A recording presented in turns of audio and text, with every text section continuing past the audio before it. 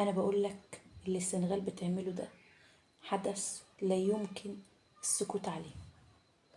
عشان تبقى فاهم علشان تبقى فاهم ان كل اللي بيحدث ده شيء يخليك تستفز. والله العظيم، يعني احنا بقينا نشوف حاجات غريبة الشكل واللون، غريبة الشكل واللون.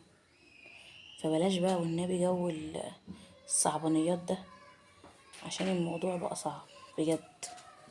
الموضوع بقى صعب وبقى متعسر في كل الأحوال. فلما نيجي نتكلم نبقى واثقين ان احنا بنتكلم الكلام اللي نقدر نبقى عارفين وفاهمين الدنيا ماشية فيها ازاي. ما نتكلمش الكلام اللي هو هباء زي ما بيقولوا بالعربي وبالبلدي، ما هو غير هباء. فياريت يا جماعة بالله عليكم تقدروا وتفهموا اللي بيحدث، لأن الوضع ما ينفعش السكوت عليه.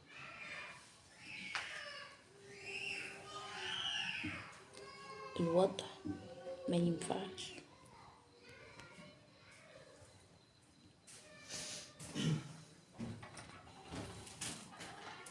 انت بتصلي العشاء؟ السكوت عليه. تعالى صلي معانا.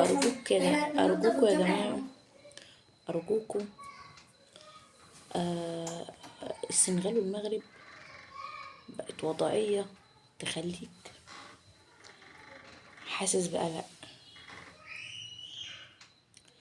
حاسس بقلق، حاسس ان الموضوع فيه استفزاز. ده بالنسبة للمغرب. بالنسبة للمغرب اي حد دلوقتي بقى استفز المغرب عادي جدا، بقى يجي على المغرب عادي جدا، بقى شايف ومتيقن ان الموضوع بالنسبة لهم طبيعي، مع ان انا شايفة عكس كده. ما ينفعش نتعامل بطبيعة. ليه؟ لان كل واحد بيبقى واثق في اللي هو بيعمله، سواء صح او سواء غلط. فان احنا نشوف ده كله لازم نبقى عارفين ومتيقنين ان ده غلط. ده غلط. فأرجوكوا يا جماعة خليكوا فاهمين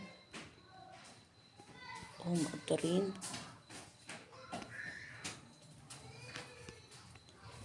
ان الدنيا مش سهلة زي ما انتم متيقنين. الدنيا مش سهلة زي ما انتم متيقنين.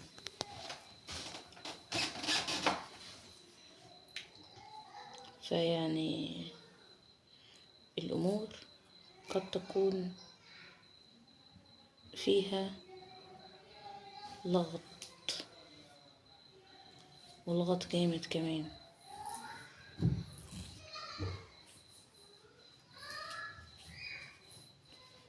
فقدروا.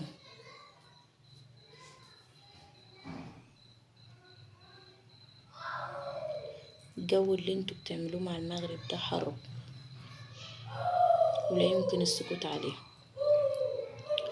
حرب ولا يمكن السكوت عليها.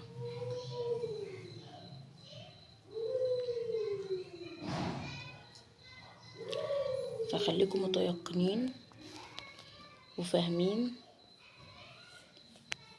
ان ربنا ما بيسكتش.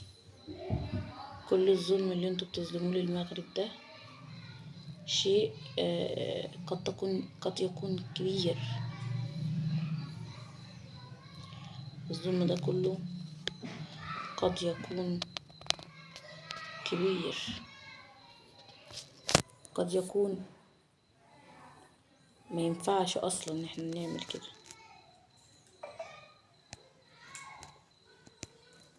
فبالله عليكم يا جماعة، كل واحد يبقى شاهد ومتيقن اللي بيحدث. مش بنقعد نتكلم عمال على بطال، لان الظلم ظلمات.